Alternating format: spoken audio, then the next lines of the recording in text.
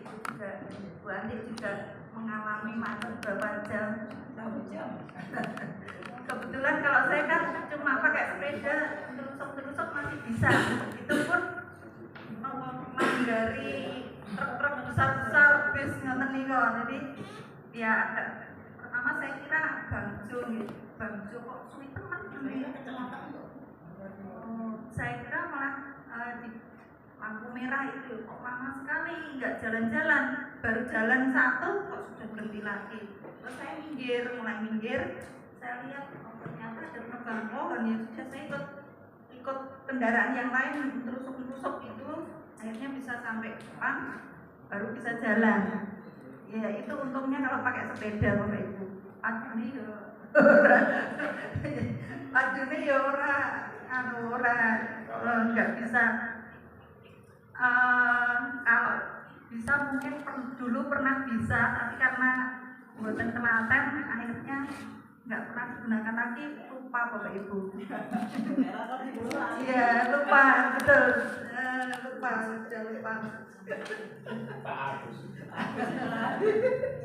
Nggih, saya lanjut. Padahal kalau SIM-nya masih harapannya nanti kalau pas pengen tinggal meneh nanti dia. Tapi ternyata sudah kepenak terus pakai sepeda, merasa nyaman pakai itu. SIM-nya tidak dipakai. Enggak dipakai, tapi SIM B, Pak. Betul. Oke, terima kasih Bapak Ibu atas waktu yang sudah panjenengan luangkan. Bapak Ibu, pendampingan kali ini sebetulnya merupakan oleh-oleh kami dari Semarang. Beberapa waktu yang lalu kami melaksanakan BINTEK di Semarang tentang program prioritas Kemendikdasmen. Jadi kami berenam, pengawas SMP itu ada 6. Itu yang 3 ikut BINTEK di angkatan 1, sedangkan saya bertiga, saya Pak Ses, Pak Wasidi itu ikut di angkatan 4. Kemudian angkatan terakhir adalah angkatan 5. Jadi wis meh carry dhewe ya. Nah, oleh-oleh yang kami bawa antara lain tentang SPMI dan PBD, kemudian penguatan pembelajaran, digitalisasi pembelajaran, kemudian penguatan sekolah sehat, sekolah ramah anak, SPME melalui akreditasi sekolah, penguatan kurikulum kemitraan dan branding sekolah. Bapak Ibu, ini saya tawarkan panjenengan dulu. Kira-kira nanti mau berapa jam? Setengah jam mawon. Padahal kemarin saya 4 hari loh Pak, di sana loh Pak, pripun. Maka saya tawarkan dulu pripun enake. 1 jam. Ini kemarin kami dapatkan di sana selama 4 hari, BINTEK di Semarang selama 4 hari. Ini ulangannya, saya mulai dari yang pertama, SPMI. Tujuan dari pendampingan meningkatkan pemahaman tentang kebijakan dan program prioritas Kemendikdasmen. Artinya program Kemendikdasmen itu sudah diluncurkan, maka disampaikan ke sekolah dan harus dilaksanakan. Dapat memahami penjaminan untuk internal dan eksternal, mampu merefleksi program pendampingan, peningkatan mutu pembelajaran, pembelajaran mendalam dengan strategi STEM, serta isu perubahan iklim pada sekolah dampingan, pengenalan konsep coding dan kecerdasan artifisial, pengelolaan sekolah sehat, memastikan satuan pendidikan telah memiliki dokumen TPPK dan SOP-nya, kemudian memahami sistem akreditasi 2025, meningkatkan kualitas pendidikan melalui penguatan kurikulum, pengembangan program kemitraan dan branding sekolah. Bapak Ibu, untuk mempersingkat waktu, langsung saya masuk ke yang pertama, SPMI, Sistem Penjaminan Mutu Internal, dan PBD, Perencanaan Berbasis Data. Kalau kita ingat perencanaan berbasis data, pasti kaitannya dengan rapot pendidikan. Bapak Ibu pasti sudah pernah mirsani rapot pendidikan panjenengan ya. Rapot pendidikan sekolah ini maksud saya, kalau panjenengan nggak punya, tapi sekolah ini pasti sudah mirsani ya. Bagaimana kondisinya? Naik atau turun? Ada yang naik, ada yang turun? Ada yang naik, ada yang turun. Naik turun. Kalau misalnya seperti ini, kok ada yang naik, ada yang turun, ini berarti tanggung jawabnya siapa, Bapak Ibu? Warga sekolah. Tanggung jawabnya ibu kepala sekolah. Berarti panjenengan aman ya Pak? Oh, cari yang aman-aman. Oke, ketika ibu tadi kan cari yang aman-aman ngoten nggih. Nggih. Tapi kan bisanya menghasilkan seperti itu kan tidak hanya Bu Anti saja yang bekerja. Panjenengan juga ikut bekerja. Artinya apa Bapak Ibu? Itu tanggung jawabnya kita semua. Jadi orang mau nyalahke anak-anak lho. Muridé sing bila sing ngoten iki kok Bu. Dilalae niku bocahe sing Nah, itu bukan karena kesalahan anak, bukan salah panjenengan, bukan salahnya Bu Anti, tapi salahnya semua karena itu suatu sistem di sekolah. Ya artinya kalau dibenahi ya dibenahi semua. Jangan menyalahkan satu sama lain. Nah, dengan adanya rapot pendidikan tadi, maka kita identifikasi dulu, identifikasi mana toh yang masih kurang, mana yang sudah baik perlu kita tingkatkan misalnya. Kemudian kalau sudah direfleksi, tetapkan prioritas peningkatan layanan yang paling menjadi kebutuhan. Misalnya kemarin kok ternyata literasinya tahun yang kemarin naik, kok sekarang malah turun itu Bung. Berarti ada yang perlu panjenengan benahi lagi. Maka benahi perencanaannya. Perencanaan dibenahi, direncanakan upaya peningkatan layanan. Kalau sudah dibenahi perencanaannya lewat KSP, lewat RKS dibenahi. Kalau sudah laksanakan, setelah dilaksanakan benahi implementasinya. Oh ternyata hasilnya seperti ini, kita evaluasi. Nah, Bapak Ibu kalau ini sudah kita lakukan, cita-cita kita apa toh? Cita-citanya apa? Kita pasti menginginkan sekolah kita menjadi baik, sekolah kita menjadi sekolah yang berkualitas. Bapak Ibu, ketika saya datang ke sini, setiap kali saya datang ke sini saya menanyakan pada panjenengan, sekolah berkualitas itu sekolah yang seperti apa Bapak Ibu? Sekolah berkualitas itu seperti apa? Padahal setiap kali saya datang ke sini pasti bertanya loh. Kualitas deg-degan. Ya seperti apa? Terus sekolah sini berkualitas enggak ya? Oh berkualitas. Berarti seperti apa Pak sekolah berkualitas? Sekolahnya siswanya sering mendapatkan kejuaraan dalam lomba, terus berprestasi, berbudaya.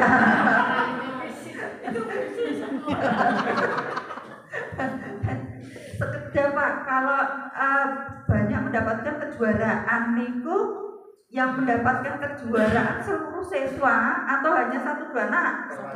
Oh, perwakilan. Nah, yang perwakilan tadi dapat juara. Nah, yang lain pripun Pak? Diperhatikan boten?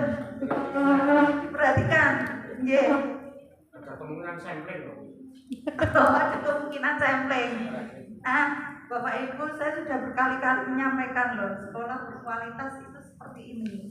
Pembelajaran yang berpusat pada murid. Pembelajaran panjenengan berpusat pada murid.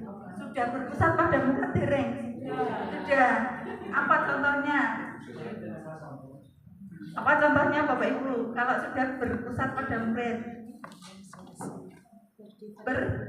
berdiferensiasi. Ketika panjenengan mengajar berdiferensiasi atau dengan cara apapun yang berpusat pada murid, itu panjenengan rencanakan betul.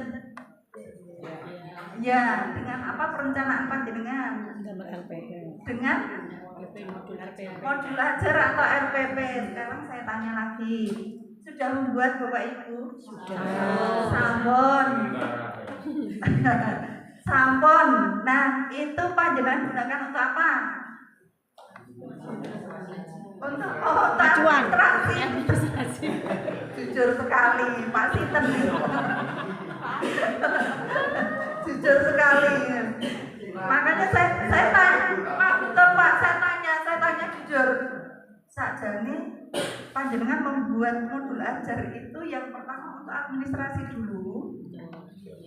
Oke. Soalnya nek mboten numpuk niku Bu, mungkin kepala sekolah atau Desain. Diteluki pendak seneng. Ya belum pasangan. Malah bos.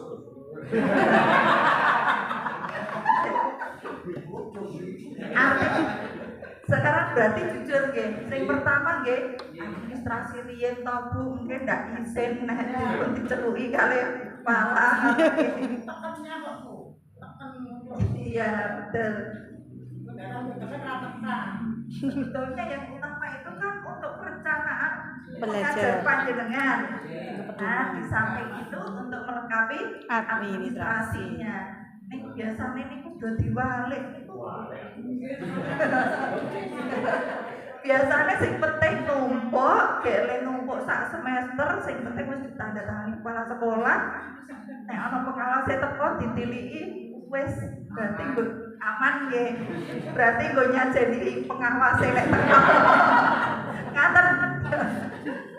Nggih. Sebetulnya kan itu senjata panjenengan untuk mengajar nggih. Artinya apa? Ketika kita melakukan pembelajaran berpusat pada murid, itu kita buat perencanaannya dulu dengan modul ajar. Modul ajar atau rencana pembelajaran. Rencana pembelajaran sekarang yang terbaru. Perencanaan pembelajaran. PP. Melu sing anyar kok. Oh.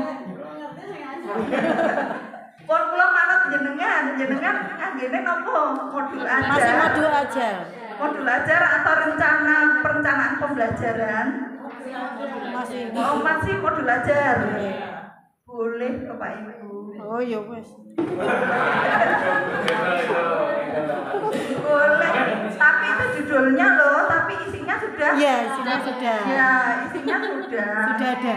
Cuma judulnya boleh panjenengan menggunakan perencanaan pembelajaran boleh, dijuduli perencanaan pembelajaran boleh, mau dijuduli modul ajar boleh. Jadi monggo bikin kesepakatan di sekolah ini. Dijenenge apa ben padha. Panjenengan buat kesepakatan mawon. Boleh.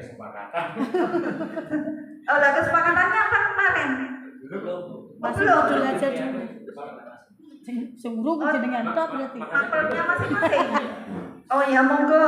Mau maksud saya gini, mau satu sekolah disamakan, judulnya loh, namanya ya. Disama besok Sabtu. Aku enggak ini sudah senang. Oh, bikin kesepakatan besok satu. Oke, sambil sosialisasi PM-nya. Oh ya, boleh. Artinya gini, kalau memang diberi nama pembelajaran mendalam, berarti kan sekolah nanti sampelnya kan judulnya sama ya, pembelajaran mendalam. Kalau disepakati modul ajar, berarti kan satu sekolah sama judulnya modul ajar. Jadi monggo disepakati, panjenengan sepakati.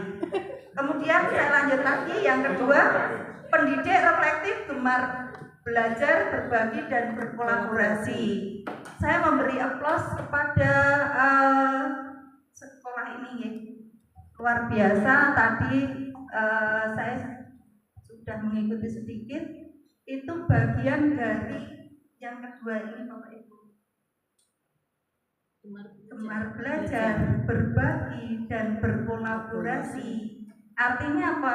Dengan kegiatan seperti ini, apalagi dimanfaatkan ketika panjenengan kan punya kombel ya.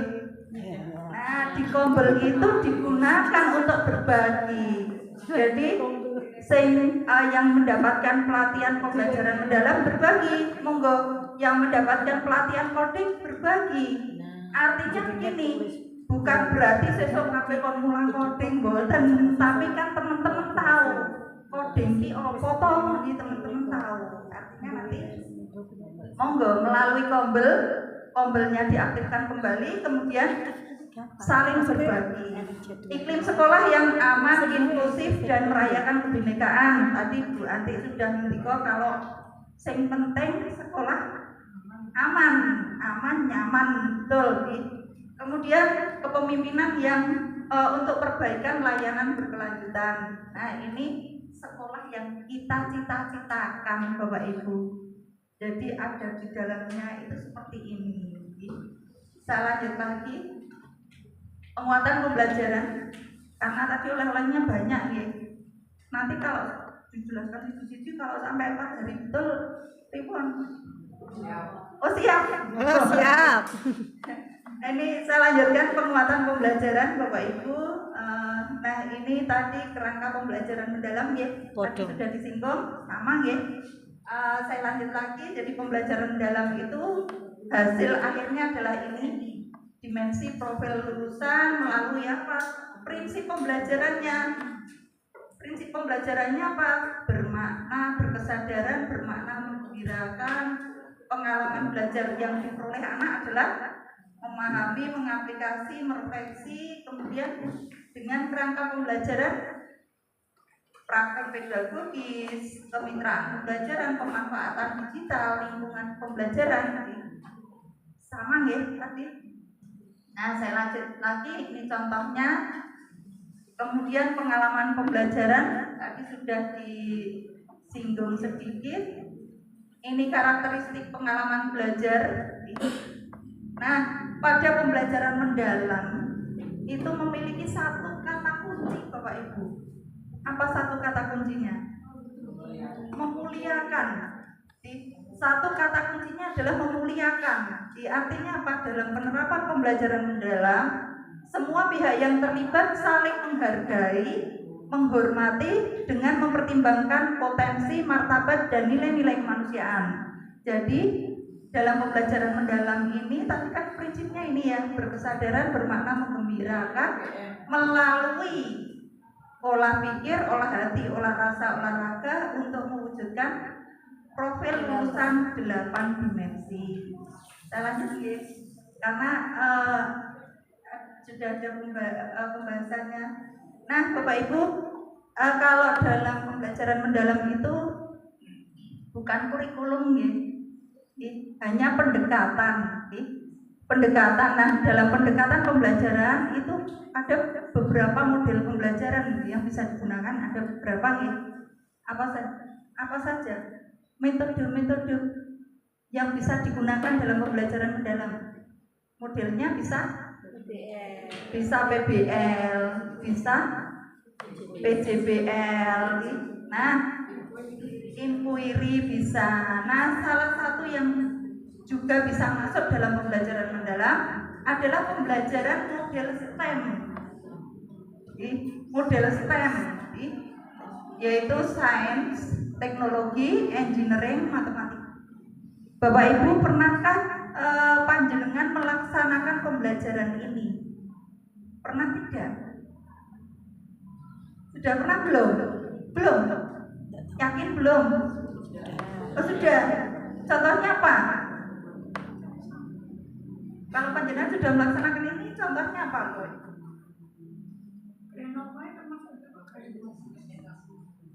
Ada penelitiannya. Ya, itu keseluruhan. Artinya pembelajaran itu dilaksanakan keseluruhan. Yang sudah panjenengan laksanakan sudah belum? Masuk belum?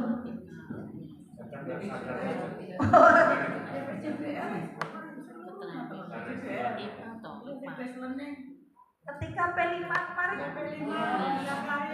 Nah, ketika P5, apa contoh P5 yang sudah panjenengan laksanakan? Pemanfaatan sampah. Pemanfaatan sampah.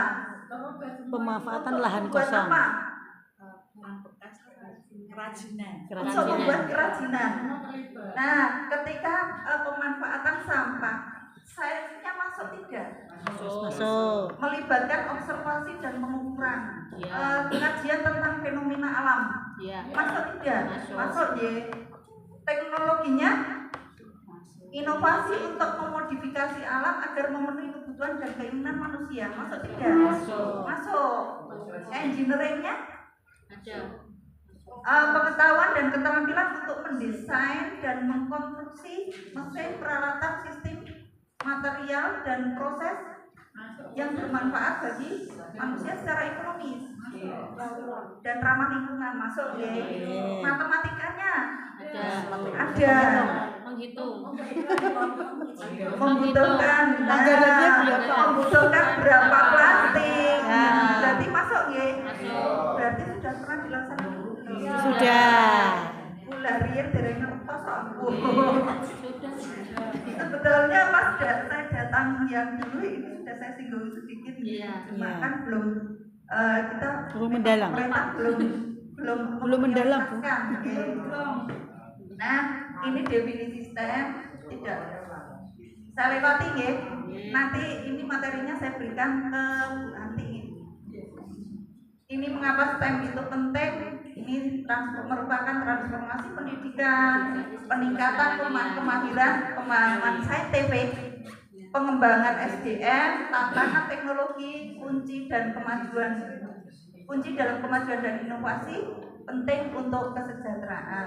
Nah, ini contoh pembelajaran STEM. Jadi kalau dulu di pembelajaran di P5, sekarang bisa boleh kita masukkan dalam pembelajaran kita. Contohnya seperti ini. Contoh pembelajaran STEM.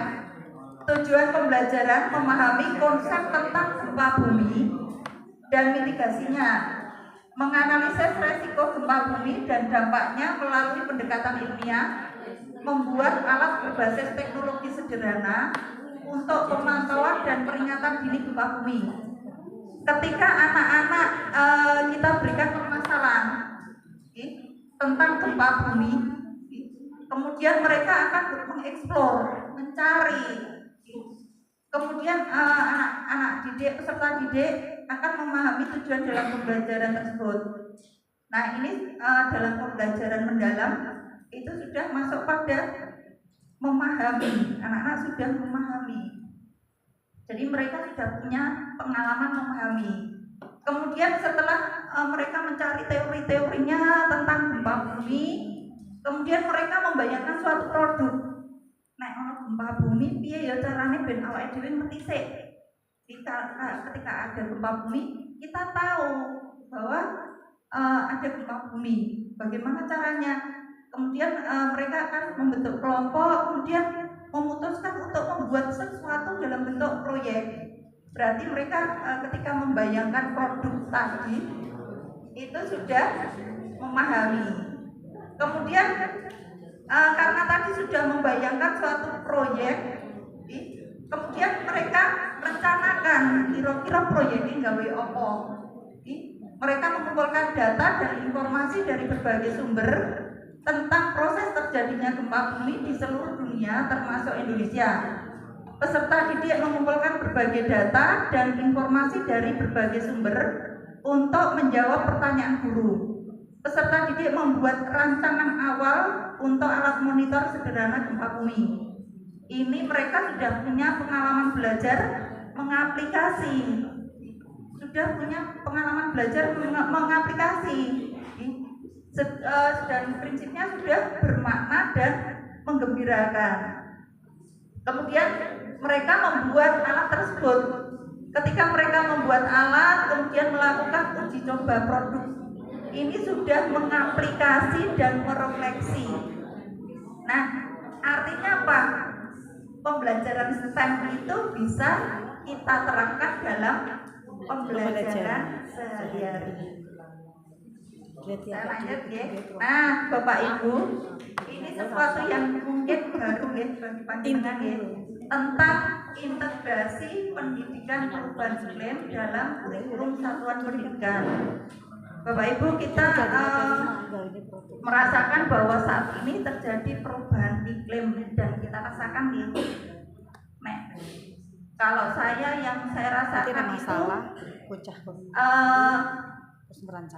yang saya rasakan sekali apa Bapak Ibu. Dulu kan saya bukan asli Boyolali ya. Saya aslinya dari Purworejo. Kalau dari Purworejo itu sana kotanya panas karena dekat dengan pantai. Nah, ketika saya pindah di Boyolali, saya merasakan dingin. Ketika saya beradaptasi itu sampai 1 bulan tidak bisa berkeringat karena tidak pernah merasakan sumuk, tidak pernah merasakan panas, dingin. Tapi setelah berjalannya waktu, sekarang yang saya rasakan beda. Bahkan merasakan dingin justru jarang. Sekarang rasanya panas di Boyolali itu panas. Nah, artinya apa? Ini terjadi perubahan iklim. Dan perubahan iklim yang terjadi seperti ini pasti akan berpengaruh terhadap kehidupan. Apakah panjenengan menyadari seperti itu Bapak Ibu? Panjenengan merasakan kalau perubahan iklim itu membawa perubahan di kehidupan? Iya. Apa yang panjenengan rasakan?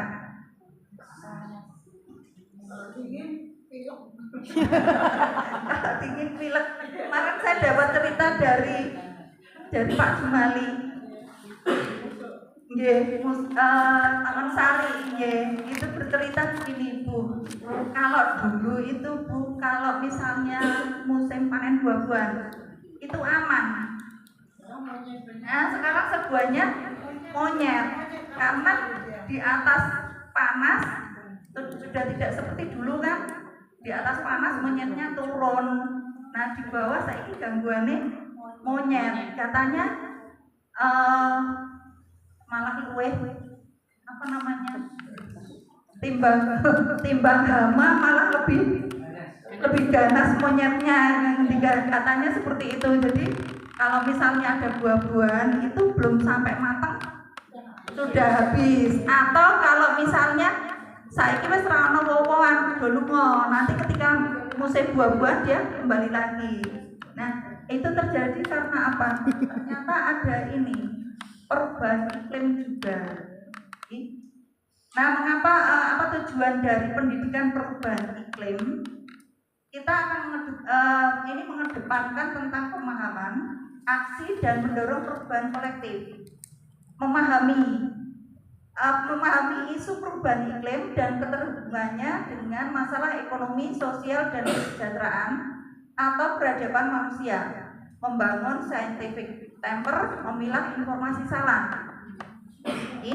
Kita mengajak anak-anak, kita menerapkan empati pada anak-anak tentang adanya perubahan iklim. Kemudian aksi nyatanya apa? Mengambil aksi, mengubah kebiasaan, mitigasi dan adaptasi low carbon behavior. Kemudian berbagi, menggerakkan komunitas, mendorong collective action dan systemic change sebagai warga negara. Nah, ini komponennya. Dampak kesadaran tentang isu krisis iklim yang berpengaruh pada kehidupan peserta didik. Jadi pasti mereka akan merasakan adanya perubahan, merasakan dengan adanya perubahan iklim tadi. Pemahaman tentang bagaimana aktivitas manusia menyebabkan kenaikan rata-rata suhu permukaan bumi di luar pola alamiah. Pemahaman kemauan dan kapasitas untuk membangun ketahanan terhadap berbagai dampak perubahan iklim, baik melalui solusi teknologi, budaya atau kearifan lokal maupun solusi berbasis alam. Kemudian mitigasinya, pemahaman, kemauan, dan kapasitas untuk mencegah perubahan iklim menjadi lebih buruk atau sebisa mungkin memulihkan kondisi iklim seperti semula, baik melalui pengurangan emisi maupun penyerapan GRK di atmosfer. Nah, ini integrasinya Bapak Ibu. Kenapa kok kemarin yang WA saya untuk jenengan. Nggih. Jadi kenapa kok tidak usah dikumpulkan dulu nggih? Jadi nanti integrasi pendidikan perubahan iklim ini akan masuk pada KSP. Nah, perubahannya apa? Satu, pada karakteristik satuan pendidikan di bab 1 nih. Di bab 1 itu identifikasi resiko krisis iklim di lingkungan satuan pendidikan dan tentukan kompetensi PPI yang dirasa paling perlu untuk dipelajari. Misalnya ketika lingkungan, karakteristik lingkungan belajar, panjenengan bercerita tentang SMP Negeri 2 Ampel terletak di daerah ini dengan suhu seperti ini, dengan kondisi cuaca yang seperti ini, sehingga perlu apa yang bisa dilakukan, apa yang bisa memberikan penanaman pada anak tentang perubahan iklim. Kemudian pada visi misi dan tujuan satuan pendidikan, nyatakan secara jelas kompetensi PPI yang diharapkan dapat berkembang pada diri peserta didik pada visi. Jelaskan cara mencapainya melalui berbagai program dan kebijakan yang akan diterapkan di satuan pendidikan. Oke, tadi visinya apa Bapak Ibu? Terwujudnya peserta didik yang beriman, berprestasi, terampil dan berbudaya. Nah, dari visi tadi kan kalau misalnya tiba-tiba kita rubah kan tidak bisa karena visi itu tertempel jangka panjang. Nah, tetapi bisakah PPI ini dimasukkan dalam visinya? Bisa, panjenengan masukkan pada indikatornya, bisa masukkan di misinya bisa, masukkan juga si tujuannya bisa.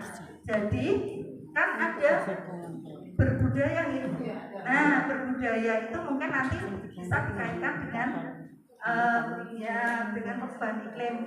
Apa yang harus tanggung jawab, apa yang bisa dikerjakan anak-anak untuk menghadapi perubahan iklim. Misalnya kebiasaan untuk membuang sampah, kebiasaan untuk menanam pohon, kan bisa itu kaitannya dengan perubahan iklim. Kemudian di pengorganisasian pembelajaran, sisipkan kompetensi PPI pada struktur kurikulum. Boleh di intrakurikulernya, di kokurikulernya, di ekstrakurikulernya, termasuk juga pembiasaan. Kan sekolah punya pembiasaan ada Jumat sehat misalnya. Nah, Jumat sehat itu mungkin bisa dimanfaatkan untuk anak-anak misalnya memilah sampah atau makan bergizi bersama tiap Jumat makan bergizi bersama, terus apa lagi? Cuci tangan sebelum makan. Kan ada Jumat bersih boten? Ada. Nah, di Jumat sehat atau Jumat bersih. Nah, mungkin ada suatu saat mengajak anak-anak untuk menanam pohon misalnya. Itu kan salah satu mendukung PPI. Kemudian pada rencana pembelajaran, prinsip pertama, pastikan proses pembelajaran yang memperkenalkan isu krisis iklim yang dekat dengan keseharian sehingga menyentuh empati peserta didik. Doronglah mereka mengeksplorasi kearifan lokal dan teknologi tepat guna yang relevan untuk merespons krisis iklim. Pastikan adanya aksi nyata adaptasi atau mitigasi iklim sebagai tindak lanjut dan libatkan seluruh warga satuan pendidikan secara aktif dalam aksi. Misalnya, saya pernah dengar sekolah ini dulu pilah sampah punya tempat sampah khusus untuk botol sudah masih pernah saya dengar. Nah, itu kan salah satu upaya pencegahan perubahan iklim ini juga kan, artinya sampah itu tidak dibakar